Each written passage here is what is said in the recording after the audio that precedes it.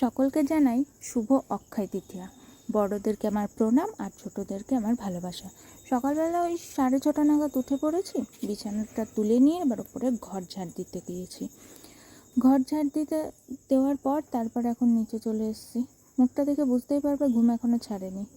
Fresh হয়ে brush করে এবার যাচ্ছি চা খেতে। ঘুমটা যেন ছাড়ছেই না। তার আগে এই যে আমার সেই লাগানো গাছগুলো, মানে এনে দিয়েছি, মা লাগিয়েছে। তার মধ্যে স্থলপদ্মার বেলি ফুল গাছটা খুব সুন্দর হয়েছে, কুড়িও এসেছে, কিন্তু এই টগর গাছটা কিছুতেই হতে চাইছে না। আর এদিকে মা দোপাটি ফুলের চারা দিয়েছিল, সেগুলো খুব সুন্দর মাথা চারা দিয়ে বেরিয়েছে। দেখো, এদিকে আবার পরে লাগিয়েছে, খুব সুন্দর বেরিয়েছে, ছোট্ট ছোট্ট মিষ্টি মিষ্টি পাতা বেরিয়েছে। এবার যাই একটু চা খেয়ে নিই, কী আর করব। তারপর এখানে চলে এসেছি, আগে মায়ের চাটা বানাবো, কারণ মা চিনি ছাড়া চা খায়। তাই মায়ের চাটা আগে করে দিয়ে তারপরে আমার চাটা নিয়ে বসবো। এই যে এবার আমার জন্য চা তৈরি করব। চাটা তৈরি করে তারপরে চা খেয়ে ফ্রেশ হতে যাবো একবারে। চা হয়ে গেছে, আমি ওই একটু দুধ চাই খাই বলতে পারো। তারপরে দেখছি বিস্কুট শেষ হয়ে গেছে, এবার নিয়ে আসি। লাইটটা দিয়ে দেখছি কারেন্টটাই চলে গেছে, কী আর করবো অগত্যা। চলো ফ্ল্যাশ জেলে এবার যাই। এটা হলো আমাদের গুদাম ঘর বলতে পারো।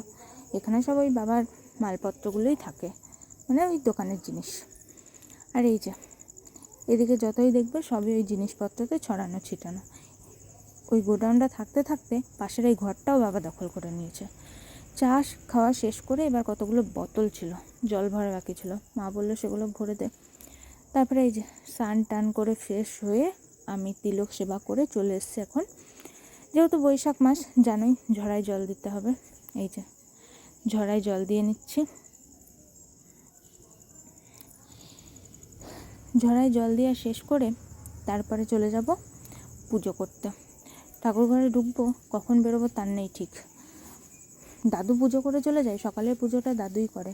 এই যে পুজো করতে করতে জব শেষ করে একবার এলাম মায়ের কাছে। মা দেখছি সকালবেলায় রুটি আর পটল পোড়া বানাচ্ছে।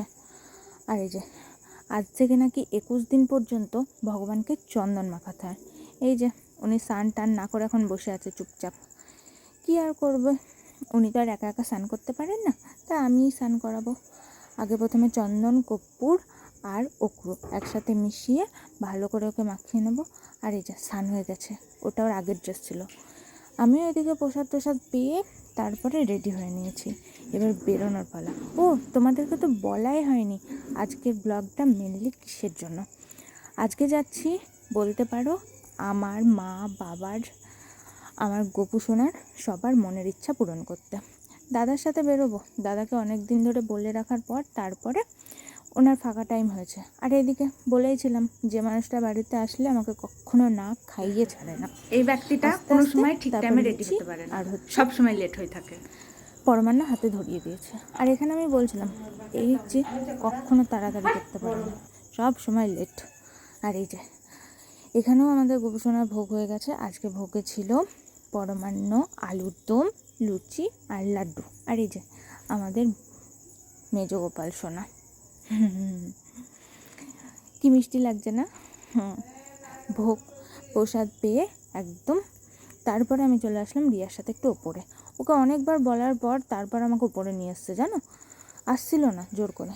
আর ও এই যে স্থলপদ্ম টগর গাছ দুটো খুব সুন্দর হয়েছে, বেলি ফুল গাছটা কিছুতেই হতে দিচ্ছে না হনুমানে, ও তাই বলল, দেখলামও এসে তাই। আর এই যে এটা হচ্ছে হলুদ গোলাপের গাছ, কি সুন্দর লাগছে না, ফুল ফুটেছে, খুব মিষ্টি লাগছে। আর এইদিকে এই যে আমারও যে গাছের যেরকম অবস্থা, এটাও সেই গাছের সেই একই অবস্থা। আর এই যে ওপরের এই সাইডটা ওরা পুরো একদম বাগান করে নিয়েছে, সমস্ত ফুলের গাছ আছে। ঠিক আছে, দাদাও এবার খাওয়া দাওয়া করে রেডি হয়ে গেছে। আর এই যে ওনার হয়ই না, উনি সব সময় লেট, কী আর করবো অগত্যা। ও কি ইচ্ছা পূরণ করতে যাচ্ছিলাম, আসল কথা হচ্ছে রিয়াদের বাড়িতে একটা ইলেকট্রিক কাসর দেখেছিল ভগবানের সময়, বলতে পারে আরতি মেশিন। সেটা শুনেই বাবার মনে হয়েছিল যে আমাদেরও একটা থাকলে খুব ভালো হয়। মাও অনেকদিন ধরে বলছিল, তবে কেনার আর সময়ও হচ্ছিল না, আর যাওয়ারও সময় হচ্ছিল না।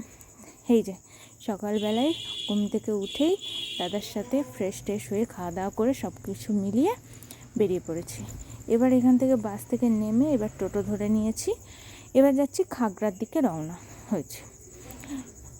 ও, প্রথমে আমরা বহরমপুরে এসে নেমেছি, সেটাই তো বলা হয়নি তোমাদেরকে। আর এখানে সেল চলছে, দেখো জামাগুলো দেখেই কত সুন্দর লাগছে, কিনতে ইচ্ছা করছিল খুব, কি আর করব, দেখেই মন ভরালাম। রাজলক্ষ্মীতে যাওয়ার কথা, মানে যেখান থেকে আমরা সবসময় শপিং করি, সেখানেও যেতে পারিনি। ঠিক আছে, পরে আবার কোনো দিন হবে। তারপরে এই যে জামাগুলো দেখতে দেখতে চলে আসলাম। আর দাদা আমাকে বলছে, কাঁসা পিতলের দোকান দেখলে আমাকে অবশ্যই বলবি। আর এই হচ্ছে লিবাজ, যেখানে রিয়া প্রথমবার ঢুকে তার মনে হয়েছিল কেনাকাটা করার পর যে এই দোকানটা তাদের জন্য না, মানে জিনিসের যেমন তেমন হলেও দামটা খুব বেশি। আর এই যে এটা হলো সাফারি, এখান থেকে আমার প্রথম ট্রলি কেনা হয়েছিল। তারপর আরও দোকান আছে, ম্যাক্স, অনেক কিছু এটসেট্রা। আর এই যে আমরা দুটো দোকান ঘুরেই আমাদের কাসরটা পেয়ে গেছিলাম। আর এখানে এই যে প্রথমে এই দোকানটা এসেছিলাম কাসরটা দেখতে, দামটা যেমন তেমন বললেও ওনাদের বিহেভটা অতটা ভালো লাগেনি। কাসরটা বাজিয়েও উনি শোনাচ্ছিলেন।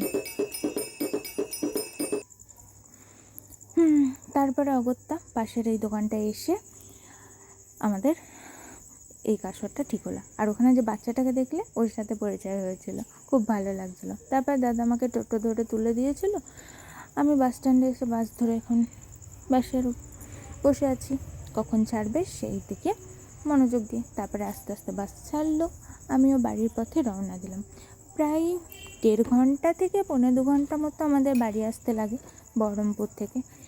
এই যে এসেই আগে মাকে দেখানোর পালা। মায়ের আগে আমি ও বাড়িতে জেঠিকে দেখিয়ে এসেছিলাম, সেই ক্লিপটা নেওয়া হয়নি। এবার আমি মাকে সব কিছু দেখাচ্ছিলাম, যেহেতু আমি না থাকলে মাই এটা ব্যবহার করবে। আর এই যে বিকালবেলায় খাওয়া দাওয়া করে তানিয়া কালকে আম দিয়েছিল, কাকু আম পটল সব দিয়ে গেছিলো। আমগুলো খেতেও দারুণ ছিল, তার মধ্যে থেকে একটা নিয়ে আমি আম মাখা করেছি, দারুণ হয়েছে, মুখ দেখে বুঝতেই পারবে, খুব সুন্দর। ভিডিওটা এই পর্যন্ত, ভালো লাগলে লাইক, কমেন্ট আর সাবস্ক্রাইব করে দিও, আর অবশ্যই শেয়ার করতে ভুলো না।